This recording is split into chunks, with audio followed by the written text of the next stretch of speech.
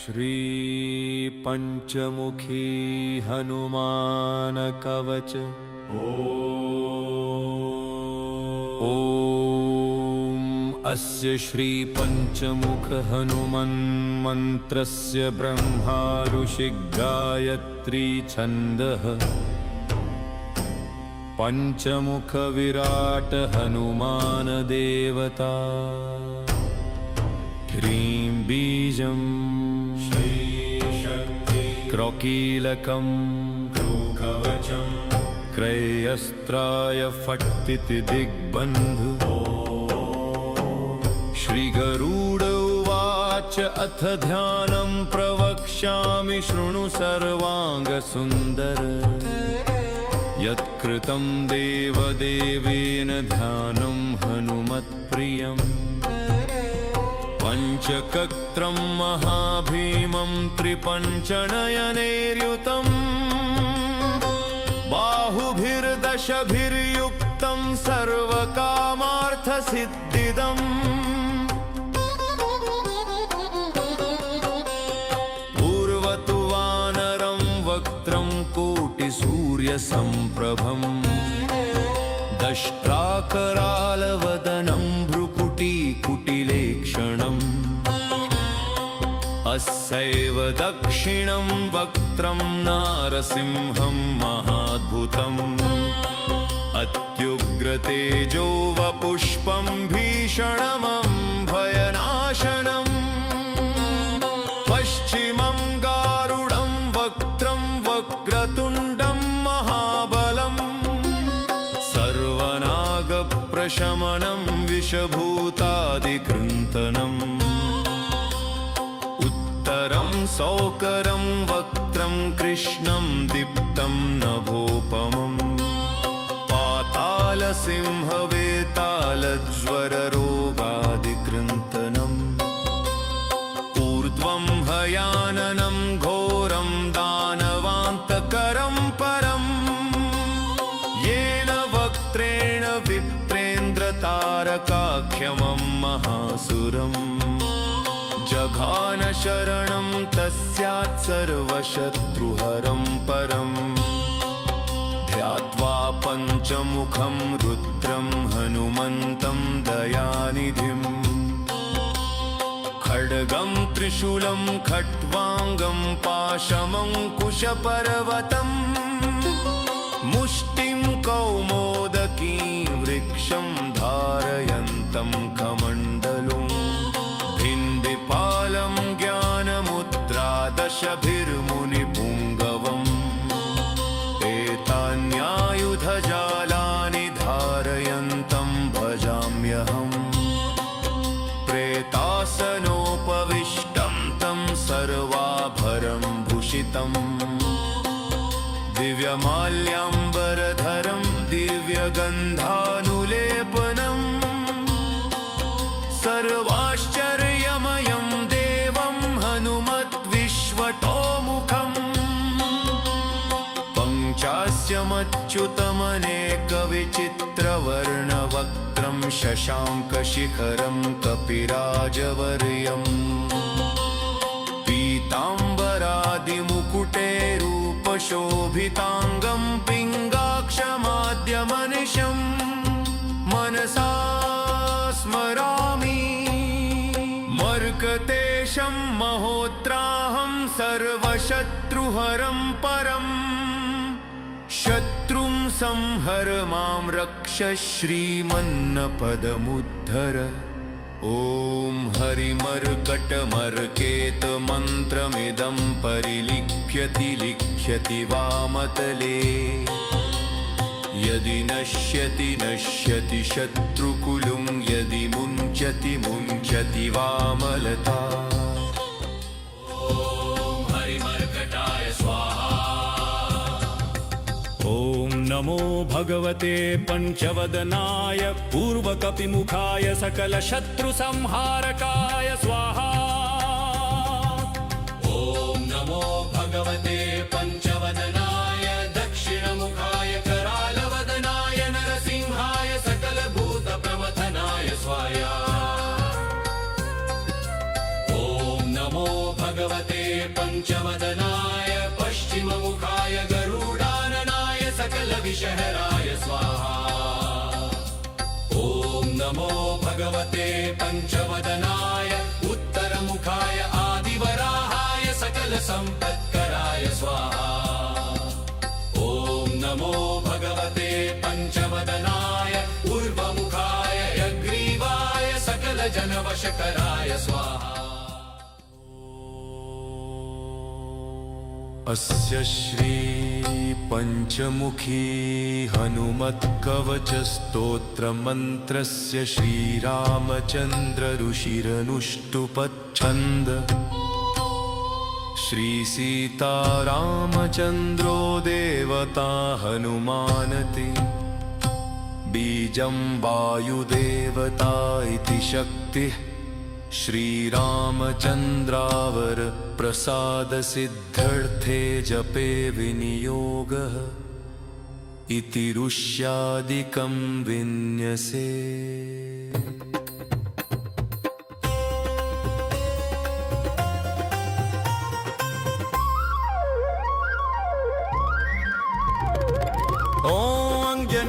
सुताय अंगुष्ठाभ्यां नमः ॐ रुद्रमूर्तये तर्जनीभ्यां नमः ॐ वायुपुत्राय मध्यमाभ्यां नमः ॐ अग्निगर्भाय नामिकाभ्यां नमः ॐ रामदूताय कनिष्ठिकाभ्यां नमः ॐ पञ्चमुख हनुमते करतलकरपृष्ठाभ्यां नमः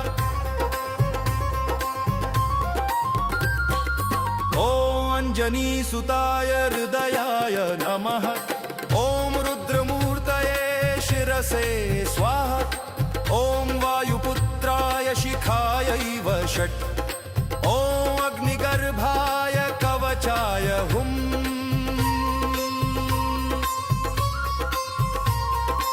ॐ रामदूताय नेत्रत्रयाय षट् ॐ पञ्चमुख हनुमते अस्त्राय फट् पंचमुख हनुमते स्वाहा इति दिग्बन्धः वन्दे वानर नारसिंह गगराट्रोडाश्ववक्त्रान्वितम् दिव्यालङ्करणं त्रिपञ्चनयनं देदीप्यमानं रुचा हस्ताब्जैरशिखेटपुस्तकसुधाकुम्भाङ्कुशाद्रिमलम् खट्वाङ्गं फणिभूरुहं दशभुजं सर्वरिवीरापहम्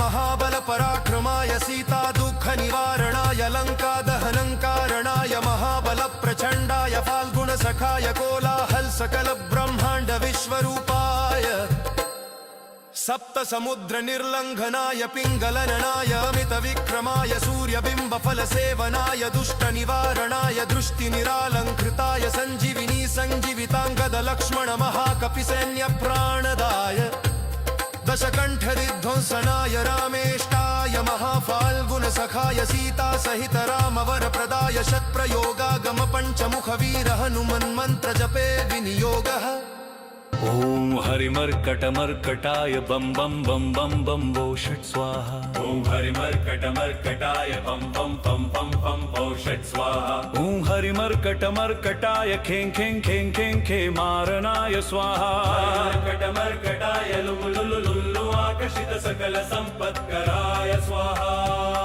ॐ हरिमर्कटमर्कटाय धन धन धन धन धन शत्रुस्तंभनाय स्वाहा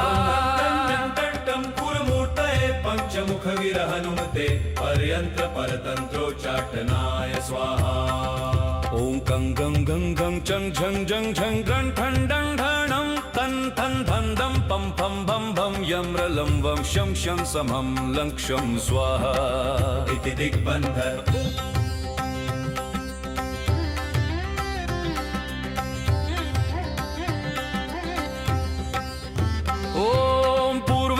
मुखाय पंचमुख हनुमते टन टन टन टन टन सकल शत्रु संहरणाय स्वाहा ॐ दक्षिण मुखाय पंचमुख हनुमते कराल वदनाय नरसिंहाय ॐ गांभीरूरे म्यूर सकल भूत प्रेत दमनाय स्वाहा ॐ पश्चिम मुखाय गरुडाननाय पंचमुख हनुमते मम मम मम मम मम मम मम मम मम सकल विषहराय स्वाहा ॐ उत्तरमुखाय आदिवराहाय लल्ललल नरसिंहाय नीलकण्ठमूर्तये पञ्चमुखनुमते स्वाहा ऊर्ध्वमुखाय हयग्रीवाय रुं रुद्रमूर्तये सकल प्रयोजन निर्वाहकाय स्वाहा अञ्जनीसुताय वायुपुत्राय महाबलाय सीताशोकनिवारणाय श्रीरामचन्द्र कृपापादुकाय महावीर्य प्रमथनाय ब्रह्माण्डनाथाय कामदाय पञ्चमुखवीरहनुते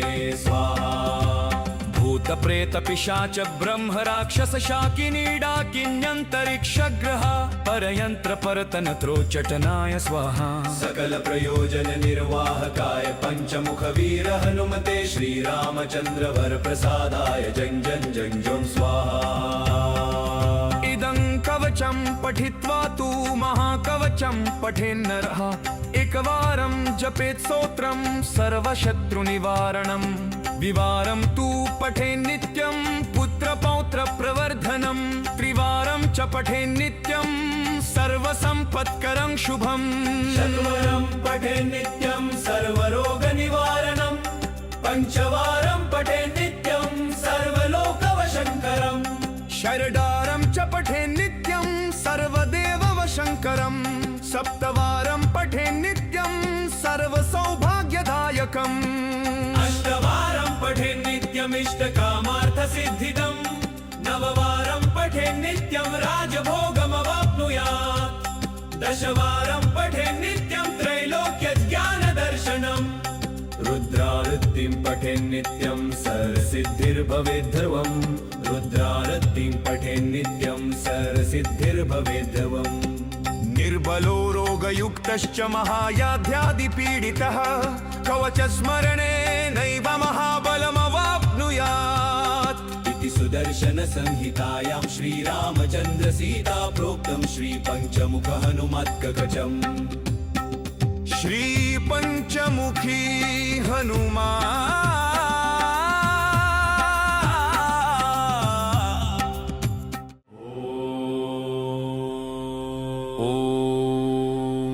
अस्य श्रीपञ्चमुख हनुमन्मन्त्रस्य ब्रह्मा ऋषिः गायत्री छन्दः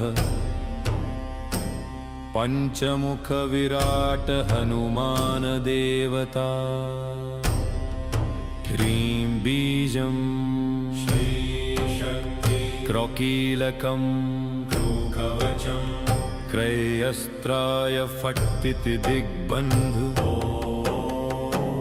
श्रीगरुड उवाच अथ ध्यानं प्रवक्ष्यामि शृणु सर्वाङ्गसुन्दर यत्कृतं देवदेवेन ध्यानं हनुमत्प्रियम् पञ्चकत्रं महाभीमं त्रिपञ्चनयनैर्युतम्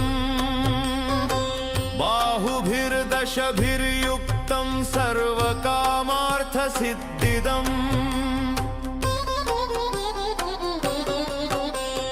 पूर्वतु वानरं वक्त्रं कोटिसूर्यसम्प्रभम् दष्ट्राकरालवदनं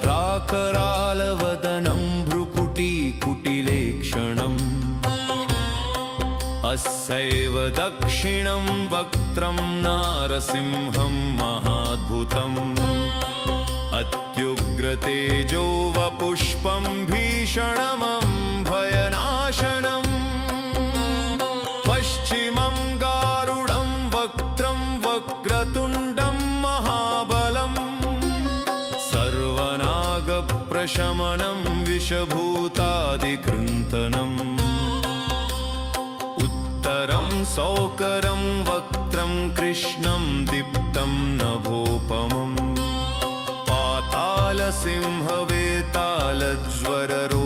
पातालसिंहवेतालज्वररोगादिकृन्तनम् ऊर्ध्वं हयाननं घोरं दानवान्तकरं परम् येन वक्त्रेण विप्रेन्द्रतारकाख्यमं महासुरम् जघान शरणं तस्यात् सर्वशत्रुहरं परम् ध्यात्वा पञ्चमुखं रुद्रं हनुमन्तं दयानिधिम् खड्गं त्रिशूलं खट्वाङ्गं पाशमङ्कुशपर्वतम् मुष्टिं कौमोदकीं वृक्षं धारयन्तं कमण्डलुं भिन्दिपालं ज्ञानमुद्रादशभिर्मुनिपुङ्गवम् एतान्यायुधजालानि धारयन्तं भजाम्यहम् प्रेतासनोपविष्टं तं सर्वाभरणं भूषितम् दिव्यमाल्याम्बरधरं दिव्यगन्धानुलेपनम् सर्वाश्चर्यमयं देवं हनुमद्विश्वतोमुखम् पञ्चास्यमच्युतमनेकविचित्रवर्णवक्त्रं शशाङ्कशिखरं कपिराजवर्यम् पीताम्बरादिमुकुटैरूपशोभिताङ्गं पिङ्गाक्षमाद्यमनिशम् मनसा स्मरामि मर्कतेशं महोत्राहं सर्वशत्रुहरं परम् शत्रुं संहर मां रक्ष श्रीमन्नपदमुद्धर ॐ हरिमर्कटमर्केतमन्त्रमिदं परिलिख्यति लिख्यति वामतले यदि नश्यति नश्यति शत्रुकुलुं यदि मुञ्चति मुञ्चति वामलता हरिमर्कटाय स्वाहा। ॐ नमो भगवते पञ्चवदनाय पूर्वकपिमुखाय सकलशत्रुसंहारकाय स्वाहा। ॐ नमो भगवते पञ्चवदनाय दक्षिणमुखाय करालवदनाय नरसिंहाय सकलभूतप्रमथनाय स्वाहा। ॐ नमो भगवते पञ्चवदनाय पश्चिममुखाय गरुडाननाय सकलविषहराय स्वाहा। ॐ नमो भगवते पञ्चवदनाय उत्तरमुखाय आदिवराहाय सकलसम्पत्कराय स्वाहा। ॐ नमो भगवते पञ्चवदनाय पूर्वमुखाय यग्रीवाय सकलजनवशकराय स्वाहा।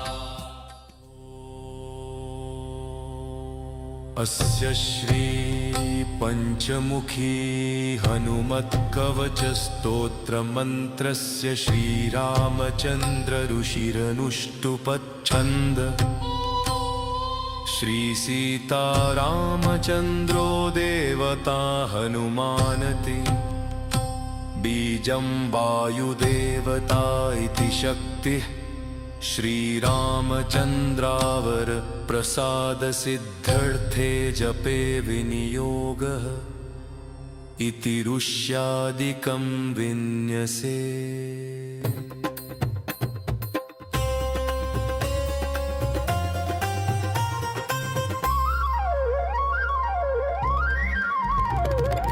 ॐ अञ्जनीसुताय अङ्गुष्ठाभ्यां नमः।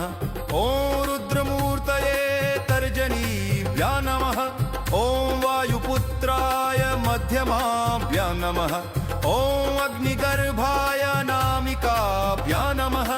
ॐ रामदूताय कनिष्ठिकाभ्यां नमः।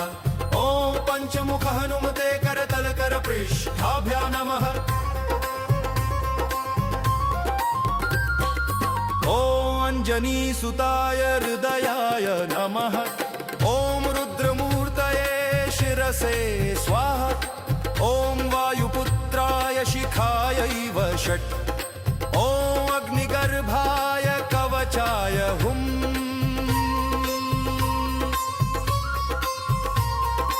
ॐ रामदूताय नेत्रत्रयाय वौ षट्। ॐ पञ्चमुख हनुमते अस्त्राय फट्। पञ्चमुख हनुमते स्वाहा इति दिग्बन्धः। वन्दे वानर नारसिंह गगराट्रोडाश्ववक्त्रान्वितम्।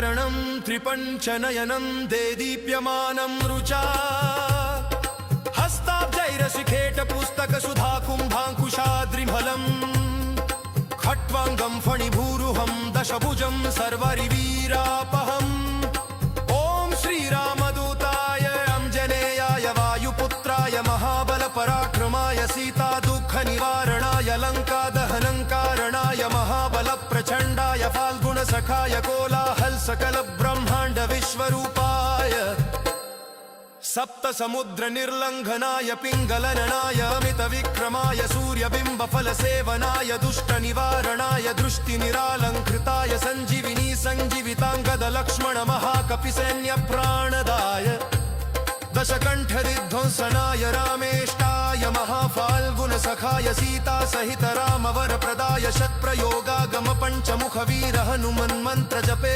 विनियोगः ॐ हरिमर्कटमर्कटाय बं बं बं बं बं वो षट् स्वाहा ॐ हरिमर्कटमर्कटाय पं पं पं पं पं पौ षट् स्वाहा ॐ हरिमर्कटमर्कटाय खें खें खें खें खे मारणाय स्वाहा मर्कटमर्कटाय लुलु लुलु लुल्लु आकर्षित सकल संपत्कराय स्वाहा ॐ हरिमर्कटमर्कटाय धन धन धन धन धन शत्रुस्तंभनाय स्वाहा पुरमूर्तये पंचमुखवीर हनुमते पर्यंत्र परतंत्रोच्चाटनाय स्वाहा ॐ कं गं गं गं चं झं झं झं गं ठं डं ढणं तं थं धं दं पं फं भं भं यं रलं वं शं शं समं लं क्षं स्वाहा इति दिग्बन्धर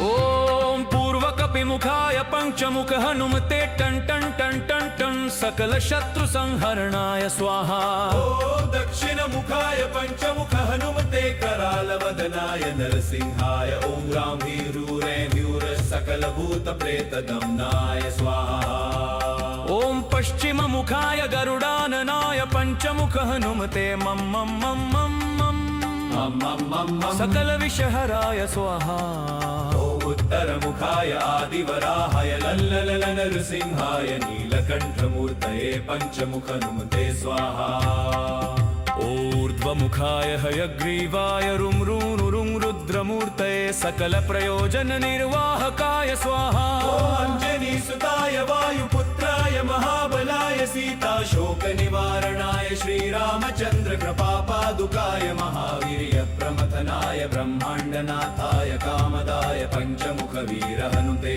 स्वाहा भूत प्रेत पिशाच ब्रह्म राक्षस शाकिनी डाकिन्यन्तरिक्षग्रह परयंत्र परतन त्रोचटनाय स्वाहा सकल प्रयोजन निर्वाहकाय पञ्चमुख वीर हनुमते श्रीरामचंद्र वर प्रसादाय जं जं जं जं स्वाहा इदं कवचं पठित्वा तु महाकवचं पठेन्नरः एकवारं जपेत् स्तोत्रं सर्वशत्रुनिवारणम् द्विवारं तु पठेन्नित्यं पुत्रपौत्रप्रवर्धनं त्रिवारं च पठेन्नित्यं सर्वसम्पत्करं शुभम् चत्वरं पठेन्नित्यं सर्वरोगनिवारणं पञ्चवारं पठेन्नित्यं सर्वलोकवशङ्करम् षडारं च पठेन्नित्यं सर्वदेववशङ्करं सप्तवारं पठेन्नित्यं सर्वसौभाग्यदायकम् अष्टवारं पठेन्नित्यमिष्टकामार्थसिद्धिदम् नववारं पठेन्नित्यं राजभोगमवाप्नुयात् दशवारं पठेन्नित्यं त्रैलोक्यज्ञानदर्शनम् रुद्रारतिं पठेन्नित्यं सर्वसिद्धिर्भवेद्ध्रुवम् रुद्रारतिं पठेन्नित्यं सर्वसिद्धिर्भवेद्ध्रुवम् निर्बलो रोगयुक्तश्च महायाध्यादिपीडितः कवचस्मरणेनैव महाबलमवाप्नुयात् इति सुदर्शन संहितायां श्रीरामचन्द्र सीता प्रोक्तं श्रीपञ्चमुख हनुमत्कवचम् श्रीपञ्चमुखी हनुमान्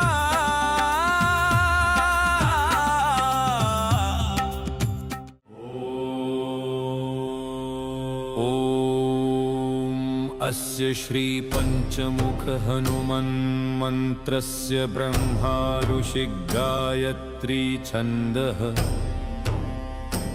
पंचमुख विराट हनुमान देवता ह्रीं बीजं क्रौकीलकं कवचं क्रयस्त्राय फट्टिति दिग्बन्धु श्रीगरुड उवाच अथ ध्यानं प्रवक्ष्यामि शृणु सर्वाङ्गसुन्दर यत्कृतं देवदेवेन ध्यानं हनुमत्प्रियम् पञ्चकत्रं महाभीमं त्रिपञ्चनयनैर्युतं बाहुभिर्दशभिर्युक्तं सर्वकामार्थसिद्धिदम् पूर्वतु वानरं वक्त्रं कोटिसूर्यसम्प्रभम् दष्ट्राकरालवदनं भ्रुकुटीकुटिलेक्षणम् अस्यैव दक्षिणं वक्त्रं नारसिंहं महाद्भुतम् अत्युग्रतेजो वपुष्पं भीषणमं भयनाशनम् पश्चिमं गारुडं वक्त्रं वक्रतुण्डं महाबलम् सर्वनागप्रशमनं विषभूतादिकृन्तनम् उत्तरं सौकरं वक्त्रं कृष्णं दीप्तं नभोपमम् पातालसिंहवेतालज्वररोगादिकृन्तनम् ऊर्ध्वं हयाननं घोरं दानवान्तकरं परम् येन वक्त्रेण विप्रेन्द्रतारकाख्यमं महासुरम् जघान शरणं तस्यात् सर्वशत्रुहरं परम् ध्यात्वा पञ्चमुखं रुद्रं हनुमन्तं दयानिधिम् खड्गं त्रिशूलं खट्वाङ्गं पाशमङ्कुशपर्वतम् मुष्टिं कौमोदकीं वृक्षं धारयन्तं कमण्डलुम् भिन्दिपालं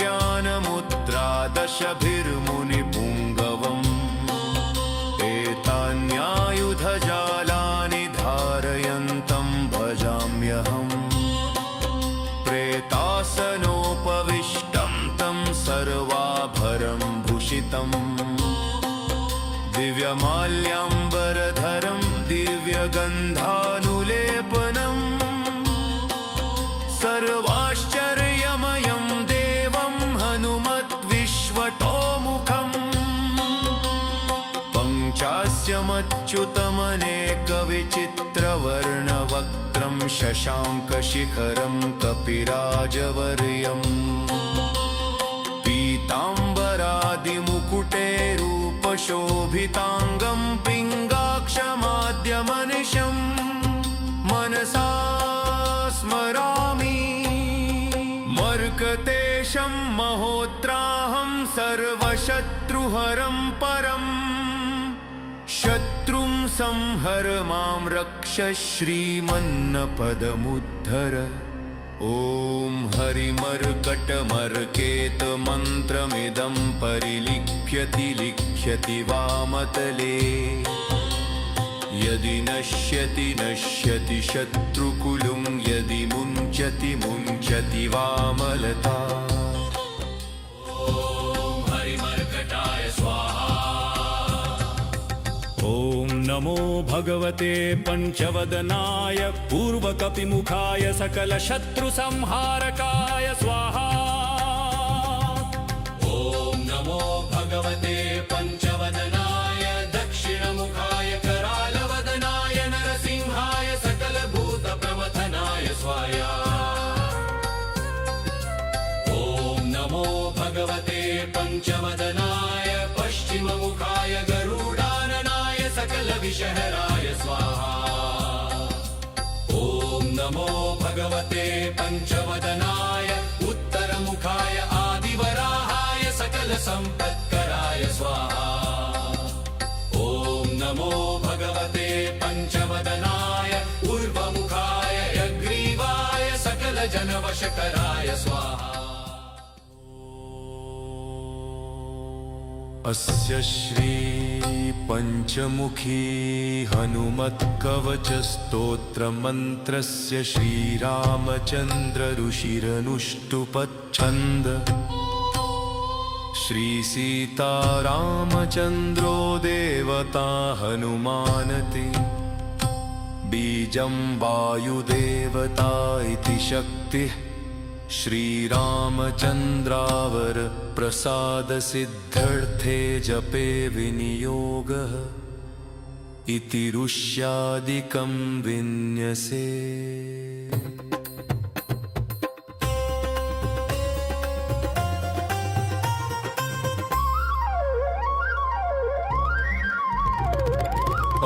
अंजनीसुताय अंगुष्ठाभ्या नमः ॐ रुद्रमूर्तये तर्जनीभ्या नमः ॐ वायुपुत्राय मध्यमाभ्या नमः ॐ अग्निगर्भाय नामिकाभ्या नमः ॐ रामदूताय कनिष्ठिकाभ्या नमः ॐ पञ्चमुख हनुमते करतलकरपृष्ठाभ्या नमः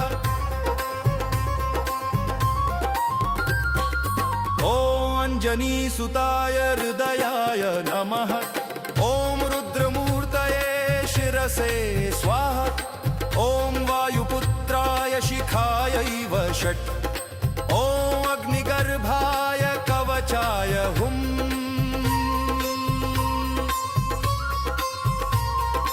ॐ रामदूताय नेत्रत्रयाय वौ षट् ॐ पञ्चमुख हनुमते अस्त्राय फट् पञ्चमुख हनुमते स्वाहा इति दिग्बन्धः वन्दे वानर नारसिंह गगराट्रोडाश्ववक्त्रान्वितम् दिव्यालङ्करणं त्रिपञ्चनयनं देदीप्यमानं रुचा हस्ताब्जैरशिखेटपुस्तकसुधाकुम्भाङ्कुशाद्रिफलम् खट्वाङ्गं फणिभूरुहं दशभुजं सर्वरिवीरापहम् श्रीरामदूताय अंजनेयाय वायुपुत्राय महाबलपराक्रमाय सीतादुःखनिवारणाय लङ्कादहनङ्कारणाय महाबलप्रचण्डाय फाल्गुणसखाय कोलाहलसकलब्रह्माण्ड विश्वरूपाय सप्तसमुद्रनिर्लङ्घनाय पिङ्गलननाय अमितविक्रमाय सूर्यबिम्बफलसेवनाय दुष्टनिवारणाय दृष्टिनिरालङ्कृताय सञ्जीविनी सञ्जीविताङ्गदलक्ष्मण महाकपिसैन्यप्राणदाय दशकण्ठविध्वंसनाय रामेष्टाय महाफाल्गुनसखाय सीतासहित रामवरप्रदाय शतप्रयोगागमपञ्चमुखवीर हनुमन्मन्त्रजपे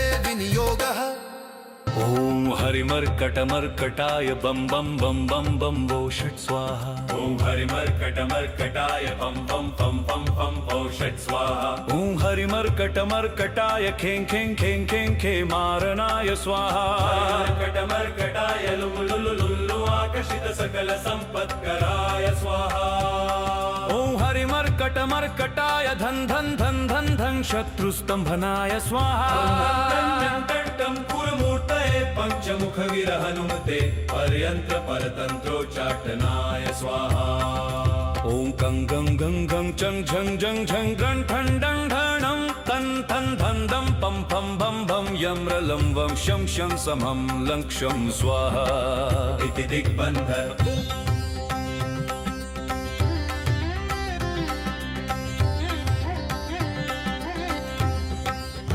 ॐ पूर्वकपिमुखाय पञ्चमुख हनुमते टं टं टं टं टं सकल शत्रु संहरणाय स्वाहा ॐ दक्षिणमुखाय पञ्चमुख हनुमते करालवदनाय नरसिंहाय ॐ रामवीरूरैर्व्यूर सकलभूतप्रेतदम्नाय स्वाहा ॐ पश्चिममुखाय गरुडाननाय पञ्चमुख हनुमते मम मम मम मम मम सकल विषहराय स्वाहा ॐ उत्तरमुखाय आदिवराहाय लल्ललन नृसिंहाय नीलकण्ठमूर्तये पञ्चमुख हनुमते स्वाहा ऊर्ध्वमुखाय हयग्रीवाय रुं रुद्रमूर्तये सकलप्रयोजननिर्वाहकाय स्वाहा अञ्जनीसुताय वायुपुत्राय महाबलाय सीताशोकनिवारणाय श्रीरामचन्द्र कृपापादुकाय महावीर्यप्रमथनाय ब्रह्माण्डनाथाय कामदाय पञ्चमुखवीरहनुते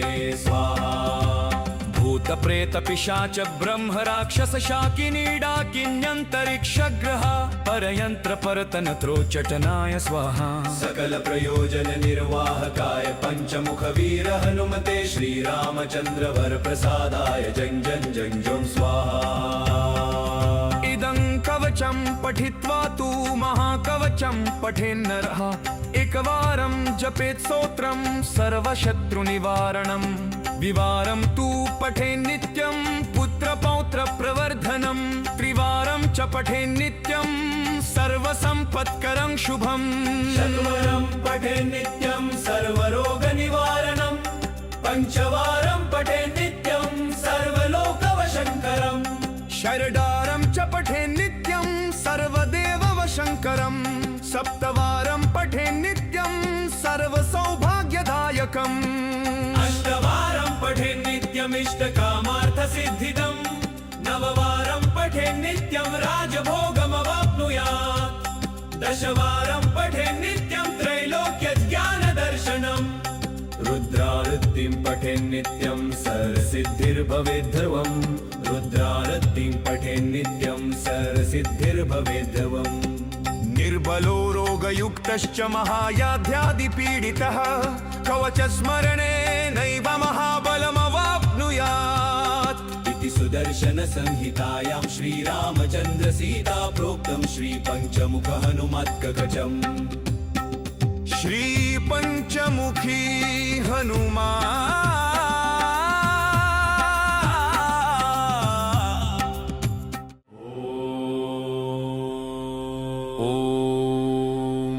अस्य श्रीपञ्चमुख हनुमन्मन्त्रस्य ब्रह्मा ऋषि गायत्री छन्दः पञ्चमुख विराट हनुमान देवता ह्रीं बीजं क्रौकीलकं कवचं क्रयस्त्राय फट्टिति दिग्बन्धु श्रीगरुड उवाच अथ ध्यानं प्रवक्ष्यामि शृणु सर्वाङ्गसुन्दर यत्कृतं देवदेवेन ध्यानं हनुमत्प्रियम् पञ्चकत्रं महाभीमं त्रिपञ्चनयनैर्युतम् बाहुभिर्दशभिर्युक्तं सर्वकामार्थसिद्धिदम् पूर्वतु वानरं वक्त्रं कोटिसूर्यसम्प्रभम् दष्ट्राकरालवदनं भ्रुकुटीकुटिलेक्षणम् अस्यैव दक्षिणं वक्त्रं नारसिंहं महाद्भुतम् अत्युग्रतेजो वपुष्पं भीषणमं भयनाशनम् पश्चिमं गारुडं वक्त्रं वक्रतुण्डं महाबलम् सर्वनागप्रशमनं विषभूतादिकृन्तनम् उत्तरं सौकरं वक्त्रं कृष्णं दीप्तं नभोपमम्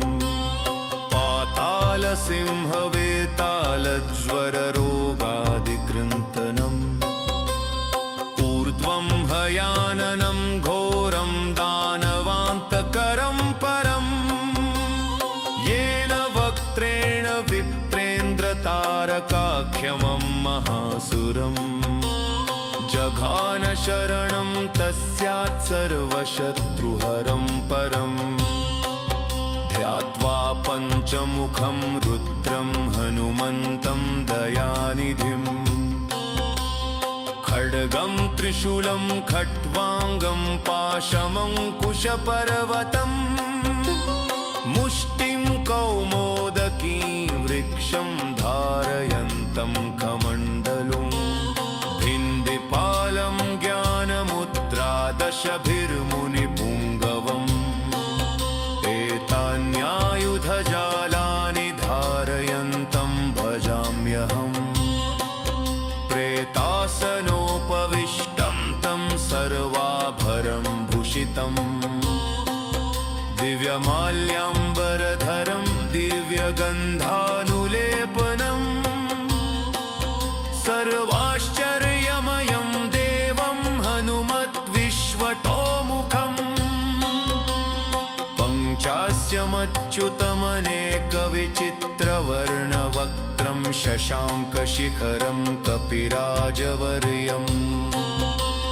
पीताम्बरादिमुकुटैरूपशोभिताङ्गं पिङ्गाक्षमाद्यमनिशं मनसा स्मरामि मर्कतेशं महोत्राहं सर्वशत्रुहरं परम् शत्रुं संहर मां रक्ष श्रीमन्नपदमुद्धर ॐ हरिमर्कटमर्केतमन्त्रमिदं परिलिख्यति लिख्यति वामतले यदि नश्यति नश्यति शत्रुकुलुं यदि मुञ्चति मुञ्चति वामलता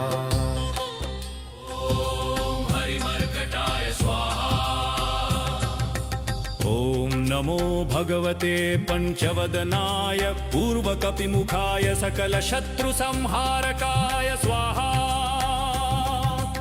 ॐ नमो भगवते पञ्चवदनाय दक्षिणमुखाय करालवदनाय नरसिंहाय सकलभूतप्रमथनाय स्वाहा।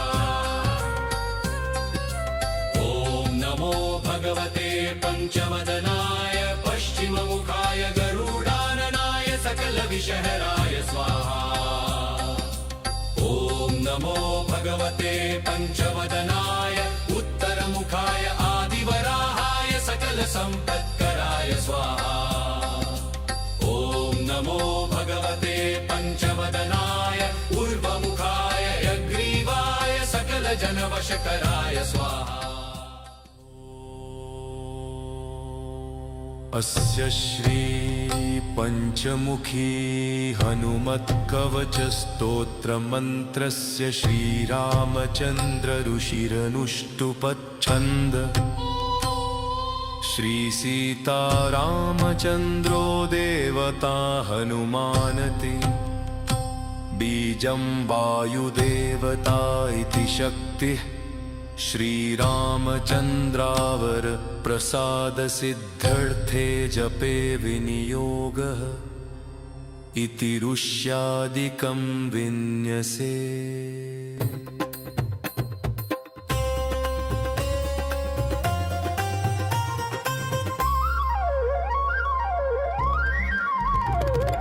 ॐ अञ्जनीसुताय अङ्गुष्ठाभ्यां नमः। ॐ रुद्रमूर्तये तर्जनीभ्यां नमः। ॐ वायुपुत्राय मध्यमाभ्यां नमः। ॐ अग्निगर्भाय नामिकाभ्यां नमः। ॐ रामदूताय कनिष्ठिकाभ्यां नमः। ॐ पञ्चमुख हनुमते करतलकरपृष्ठाभ्यां नमः। ॐ अञ्जनीसुताय हृदयाय नमः। ॐ रुद्रमूर्तये शिरसे स्वाहा। ॐ वायुपुत्राय शिखायैव षट्। ॐ अग्निगर्भाय कवचाय हुम्।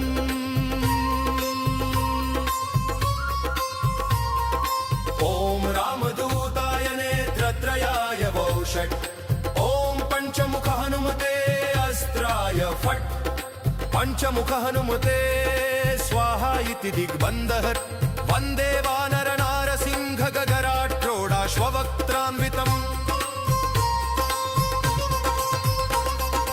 दिव्यालङ्करणं त्रिपञ्चनयनं देदीप्यमानं रुचा। हस्ताब्जै वैरशिखेट पुस्तक सुधा कुम्भाङ्कुशाद्रिफलम् खट्वाङ्गं फणिभूरुहं दशभुजं सर्वरिवीरापहम् ॐ श्रीरामदूताय अंजनेयाय वायुपुत्राय महाबलपराक्रमाय सीता दुःखनिवारणाय लङ्कादहनङ्कारणाय महाबलप्रचण्डाय फाल्गुणसखाय कोलाहल सकल ब्रह्माण्ड विश्वरूपाय सप्त समुद्र निर्लंघनाय पिंगलननाय अमित विक्रमाय सूर्यबिंब फल सेवनाय दुष्ट निवारणाय दृष्टि निरालंकृताय संजीविनी संजीवितांगद लक्ष्मण महाकपि सैन्य प्राणदाय दशकंठ विध्वंसनाय रामेष्टाय महाफाल्गुन सखाय सीता सहित रामवर प्रदाय शतप्रयोगागम पंचमुख वीर हनुमन् मंत्र जपे विनियोगः ॐ हरिमर्कटमर्कटाय बम बम बम बम बम वो षट् स्वाहा ॐ हरिमर्कटमर्कटाय पं पं पं पं पं पौ षट् स्वाहा ॐ हरिमर्कटमर्कटाय खें खें खें खें खे मारनाय स्वाहा मर्कटमर्कटाय लुलु लुलु लुल्लु आकर्षित सकल संपत्कराय स्वाहा ॐ हरिमर्कटमर्कटाय धन धन धन धन धन शत्रुस्तंभनाय स्वाहा कुरमूर्तये पंचमुख वीर हनुमते पर्यंत्र परतंत्रोच्चाटनाय स्वाहा ॐ कं गं गं गं चं झं झं झं गं ठं डं ढणं तं थं धं दं पं फं भं भं यं रलं वं शं शं समं लं क्षं स्वाहा इति दिग्बन्धर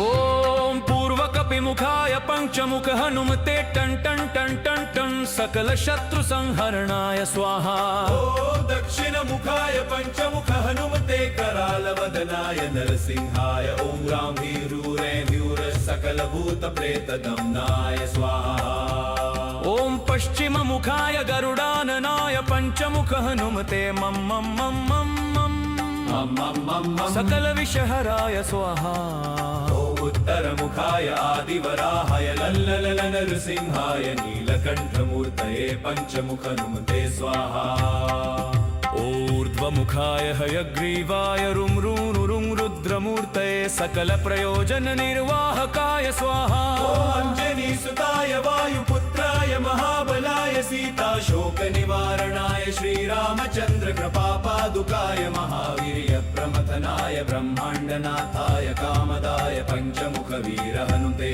स्वाहा भूत प्रेत पिशाच ब्रह्म राक्षस शाकिनी डाकिन्यन्तरिक्षग्रह परयंत्र परतन त्रोच्चटनाय स्वाहा सकल प्रयोजन निर्वाहकाय पंचमुख वीर हनुमते श्रीरामचंद्र वर प्रसादाय जं जं जं जं स्वाहा इदं कवचं पठित्वा तु महाकवचं पठेन्नरः एकवारं जपेत् स्तोत्रं सर्वशत्रुनिवारणं विवारं तु पठेन्नित्यं पुत्रपौत्र प्रवर्धनं त्रिवारं च पठेन्नित्यं सर्वसम्पत्करं शुभम् चतुरं पठेन्नित्यं सर्वरोगनिवारणं पञ्चवारं पठेन्नित्यं सर्वलोकवशङ्करम् षडारं च पठेन्नित्यं सर्वदेववशङ्करं सप्तवारं पठेन्नित्यं सर्वसौभाग्यदायकम्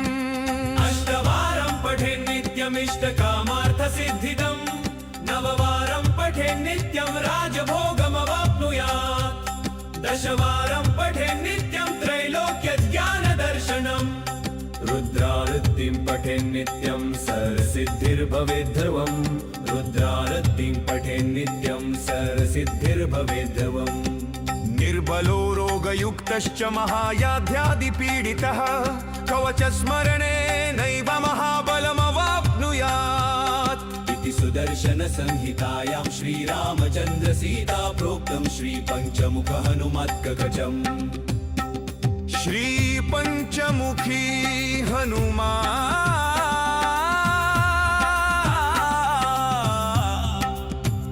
निर्वञ्च समा